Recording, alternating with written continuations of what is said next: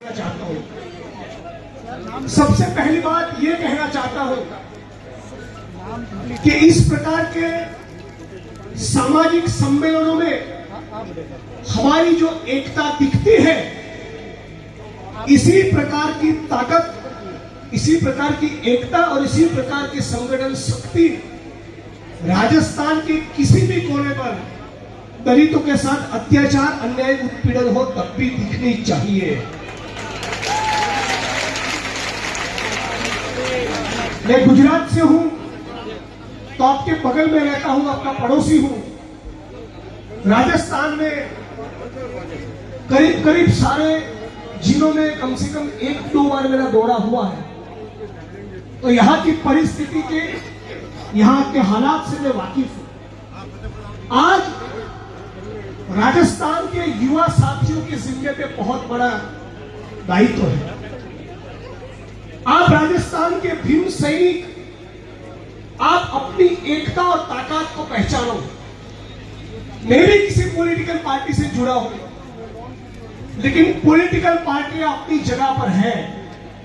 Doctor Bhimrao बाबा साहब अंबेडकर ने कहा था, शिक्षित बनो, संगठित बनो और संघर्ष करो। जो लोग लड़ाई नहीं लड़ते, जो संघर्ष नहीं करते, जो इंकलाब नहीं करते, उन युवा साथियों की जवानी का भी कोई मतलब नहीं होता। जवान तो उसी को कहते हैं जो सत्ता के खिलाफ लड़ने के लिए तैयार हो। जवान तो उसी को कहते हैं जो अपनी पीठ पर लाठी और सीने पर गोली खाने के लिए तैयार हो। और आप जहां पर इतना उत्पीड़न हो, यहां पर से जो गूंज निकलनी चाहिए, यहां पर से जो आवाज निकलनी चाहिए, वो एक ऐसी आवाज होनी चाहिए, ऐसा बुलंद स्वर होना चाहिए जिसकी गूंज दिल्ली तक सुनाई दे। आज साथियों, कहने के लिए बहुत कुछ है, लेकिन आज सभी पॉलिटिकल पार्टी और सामाजिक संगठन के लोग मंच के ऊपर है, तब पहली बार सभी पॉलिटिकल पार्टियों के लोगों को यह कहना चाहता हूं कि राजस्थान के दलित और राजस्थान के मेघवाल समाज की ताकत को पहचान लो। अभी तो ये लड़ाई है, आगे और लड़ाई है। आपको सभी पॉलिटिकल पार्टियों को मेघवाल समाज की इस एकता और ताकत को पहचानते हुए आने वाले दिनों के चुनाव में टिकट भी बांटने पड़ेंगे। समाज का कोई भी सवाल हो, उसका समाधान भी करना पड़ेगा, और ये तभी मुमकिन होगा जब नीले रंग का गमछा पहनने वाले हम अपने आप को जो भीम सैनिक कहते हैं, जो 14 अप्रैल मनाते हैं, तो डॉक्टर भीमराव बाबा साहब अंबेडकर के स्टैच्यू पर माला चढ़ाते हैं, उन तमाम लोगों को एक सुर होकर, एक मंच पर आकर अपनी कुछ ठोस मांगे रखनी चाहिए। क्या होनी चाहिए? इस मेघवाल समाज की राजस्थान में मांग ये होनी चाहिए सबसे पहले कि राजस्थान के एक भी जिले के, एक भी तहसील के, एक भी गांव में उत्पीड़न की कोई भी घटना अब होने नहीं देंगे। यदि एक भी कोने में दलितों के साथ बदतमीजी होती है, तो पूरे राजस्थान का, चाहे खटीक समाज हो, बैरवा हो, वाल्मीकि हो, मेघवाल हो, सभी समाज को एक साथ उठ खड़ा होना चाहिए, पहली बात। और उसके लिए हम लोगों को इस ताकत को, एकता को बनाए रखना होगा। हम लोग भी बहुत सी उपजातियों में बटे रहते हैं। ये तो डॉक्टर भीमराव बाबा साहब अंबेडकर का संदेश नहीं था। चाहे खटीक हो या वाल्मीकि हो, मेघवाल हो, रैगर हो, ये सभी अपने भाई हैं, ये पहली बात। और जब इस प्रकार की भावना के साथ हम लोग आगे चलेंगे, तो किसी भी सरकार के खिलाफ हम लोग चुनौती बन पाएंगे। और सरकारों को कहना पड़ेगा, पूरे राजस्थान के अंदर जितनी भी जमीनें हैं, जितने भी संसाधन हैं, उन संसाधनों में मेघवाल समाज और राजस्थान के पूरे दलित समाज को उसका हिस्सा मिलना चाहिए, उसका सही से बंटवारा होना चाहिए। कोई भी इंसान इस मुल्क में या दुनिया के किसी भी मुल्क में अपनी मां के पेट से जमीन का टुकड़ा लेकर पैदा नहीं होता। तो ये चमत्कार कैसा हुआ कि कुछ लोगों के पास सैकड़ों हजारों एकड़ जमीन है और मेघवाल समाज के, वाल्मीकि समाज के, दलित समाज के दूसरे लोग दूसरों के खेतों में मजदूरी करने के लिए मजबूर है। ये कैसे हुआ? ये इसलिए हुआ कि हमारे मुल्क में जाति व्यवस्था है। ये इसलिए हुआ कि आज भी कहीं ना कहीं मनु का शासन चल रहा है और ये मनुस्मृति ने तय किया कि मंदिर में कौन जाएगा और कौन गटर में उतरेगा। ये मनुस्मृति ने तय किया कि जमीन का मालिक कौन बनेगा और कौन भूमिहीन रहेगा। तो हम लोगों को इस व्यवस्था को तोड़ना है तो मांग करनी चाहिए कि राजस्थान में न केवल मेघवाल समाज, पूरे दलित समाज और जितने भी जाति और धर्म के जो गरीब भूमिहीन लोग हैं उन सबके बीच में जमीनों का आवंटन होना चाहिए। पहले जो जमीनों का आवंटन हुआ और जिसमें कुछ लोगों का गैर कानूनी कब्जा है वो सारे कब्जे खाली करवाओ, तुम्हारे बाप की जमीन नहीं है। ये धरती अपने आप की, याद रखिए इस नारे को, ये धरती अपने आप की नहीं किसी के बाप की है। और इसीलिए डॉक्टर भीमराव बाबा साहब अम्बेडकर अपने आखिरी के दिनों में अपने करीबी नजदीकी साथियों को कहते थे, जमीन की मांग करो, भूमि की डिमांड करो, जमीनों का आवंटन, जमीनों का बंटवारा होना ही चाहिए। इस बात का संकल्प पूरे मेघवाल समाज को और पूरे राजस्थान और देश के दलितों को करना चाहिए। तीसरी बात, यहाँ थोड़ा शांति रखिए, यहाँ से बहुत आवाज आ रही है भाई साहब, यहाँ पीछे थोड़ा।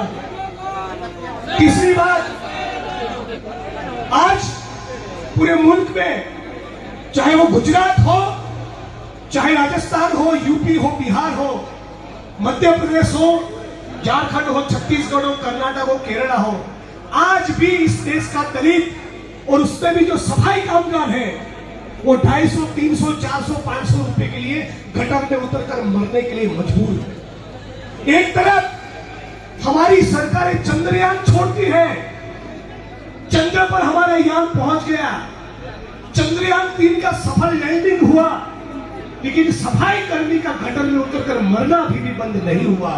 तो हम लोगों की ये मांग होनी चाहिए कि आत्मसम्मान के साथ जीवन जिएंगे। इस देश के, इस प्रदेश के मेघवालों ने, गरीबों ने, मजदूरों ने, दलितों ने यहाँ के खेतों में अपना पसीना बहाया, यहाँ की फैक्ट्रियों में मजदूरी की है। ईंटों के भट्ठों में कौन है? यही मेघवाल और दलित है। केमिकल की फैक्ट्रियों में कौन है? यही मेघवाल और दलित है। कंस्ट्रक्शन की साइट पे कौन है? यही मेघवाल, दलित या कोई आदिवासी है। तो सारा पसीना बहाए हम और मजा करे कोई और, ये तो नाइंसाफी है। तो इस प्रकार का सम्मेलन किसी जिग्नेश भाई को MP MLA बनाने के लिए नहीं होना चाहिए। सारी पॉलिटिकल पार्टियों में अपना प्रतिनिधित्व होना चाहिए, बिल्कुल होना चाहिए। और भी लोग मेघवाल समाज से चुनकर आए, बढ़िया बात है। और भी लोग मेघवाल समाज से MP MLA बने, मैं उसका स्वागत करता हूं। लेकिन MP MLA बनने के बाद वो सफाई कर्मी जो गटर में बन रहा है, उसका दर्द यदि आप महसूस नहीं करते तो आपके विधायक होने का, सांसद होने का कोई मतलब नहीं। किसी भी पॉलिटिकल पार्टी से आप निकल कर आए और यदि दलित समाज के लोगों को लंबी मूछ रखने पर या गोली चलने पर कोई रोकता है और तुम्हारा यदि खुद नहीं खोलता है तो तुम्हारे विधायक होने का, सांसद होने का कोई मतलब नहीं है। अब किसी पॉलिटिकल पार्टी से चुनकर आए, यदि हजारों एकड़, लाखों एकड़ जमीन के बंटवारे की मांग आप नहीं कर सकते, नए रोजगार की बात नहीं कर सकते, शिक्षा, चिकित्सा की बात मांग नहीं कर सकते, तो आपके विधायक होने का, सांसद होने का कोई मतलब नहीं है। तो साथियों, और भी वक्ता है, आखिर में यही कहूंगा, एक बात को समझिएगा और इशारों में कह रहा हूं, मेरी बहनें, माताएं, कैमरा लेकर खड़े हुए लोग, मंच ऊपर के सम्माननीय साथी, इस पोडियम के दाएं बाएं और आखिरी लाइन तक बैठे हो सभी लोग इस बात को समझिएगा। कुछ लोग इस मुल्क में भाई को भाई के साथ लड़ाने के लिए तलवारें और त्रिशूलों का आवंटन करते हैं। इनको कह दो हमें तलवार और त्रिशूल नहीं, डॉक्टर भीमराव बाबा साहब अंबेडकर का संविधान चाहिए। अब लिखने के लिए कलम चाहिए। लोग आपके बीच में संविधान के बजाय तलवार और त्रिशूल का आवंटन करेंगे, उनका बेटा और दामाद बड़े बड़े लाखों करोड़ों के टेंडर और कॉन्ट्रैक्ट लेगा। उनका साधु भाई और बहनोई ऑस्ट्रेलिया में, लंदन में, अमेरिका में किसी कंपनी का बड़ा साहब बनेगा और हमको आपस में लड़वा देगा। हमको ये धंधा हरगिज नहीं करना है। यही डॉक्टर बाबा साहब अंबेडकर के संविधान का सपना है। तो साथियों, मेरी वाणी को विराम देने से पहले एक बात जरूर कहना चाहूंगा। राजस्थान और गुजरात बहुत करीब करीब है, भाई भाई की तरह है।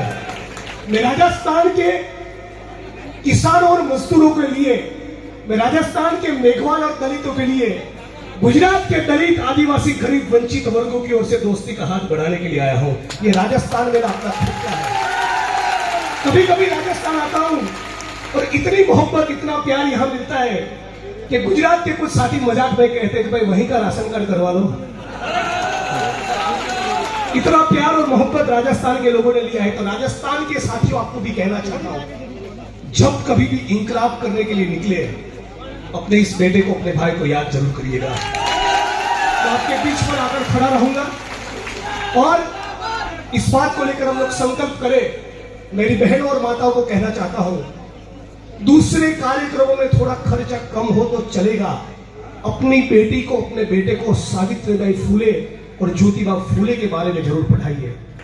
वो सावित्रीबाई फूले थी जिनके ऊपर लोग कचरा और गोबर डाल रहे थे, फिर भी उन्होंने बेटियों के लिए शिक्षा का संकल्प कभी तोड़ा नहीं। वो सावित्रीबाई फूले थी। ये मूल नानक का है, कबीर का है, रविदास का है, ज्ञानदेव का है, नामदेव का है, तुकाराम का है, रामास्वामी पेरियार का है, ज्योतिबा और सावित्रीबाई फूले का है, शहीद आजम भगत सिंह का है और डॉक्टर भीमराव बाबा साहब अंबेडकर का है। हम दलित आंदोलन की अगली लड़ाई मैं इस दिशा में सोचता हूं कि फूले के बारे में, बाबा साहब अंबेडकर के बारे में, पेरियार के बारे में, सावित्रीबाई फूले के बारे में अब ठीक ठाक जागृति है। समाज के लोग उनके बारे में पढ़ रहे हैं। लोगों ने फूले की गुलामगिरी पढ़ी है। लोगों ने बाबा साहब अंबेडकर के जीवन चरित्र के बारे में बहुत वीडियोस देखे हैं, बहुत आर्टिकल पढ़े हैं, बहुत सी किताबें पढ़ी है। अब वो वक्त आया है कि वो जो समझदारी, वो विचारधारा, वो जो आइडियोलॉजी हमने ग्रहण की है, उस आइडियोलॉजी के साथ साथ संसाधनों के बंटवारों की बात करें।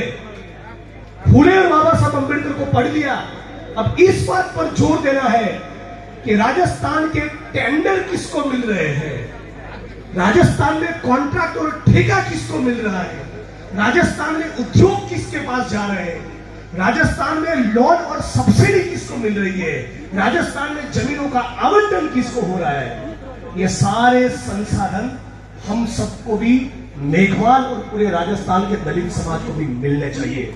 और आखिर में आज मेघवाल समाज अपनी ताकत और एकता दिखाने के लिए जब खड़ा हुआ है, तब आप तमाम मेघवाल समाज के साथियों को यह भी कहना हो कि आपका और हमारा कर्तव्य ये भी बनता है, किसी वाल्मीकि, खटीक या बेरवा समाज के लोगों के साथ अत्याचार हो तो इसी भावना के साथ इनको खड़ा रहना है। यही डॉक्टर बाबा साहब अंबेडकर का संदेश है। इन्हीं शब्दों के साथ आखिर में एक बार नारा लगाऊंगा, उस नारे के साथ मेरी वाणी को विराम दूंगा। जय जय जय जय जय भीम, जोर से बोलो जय भीम, जय भीम। इंकलाब जिंदाबाद, लड़ेंगे, जीतेंगे। ये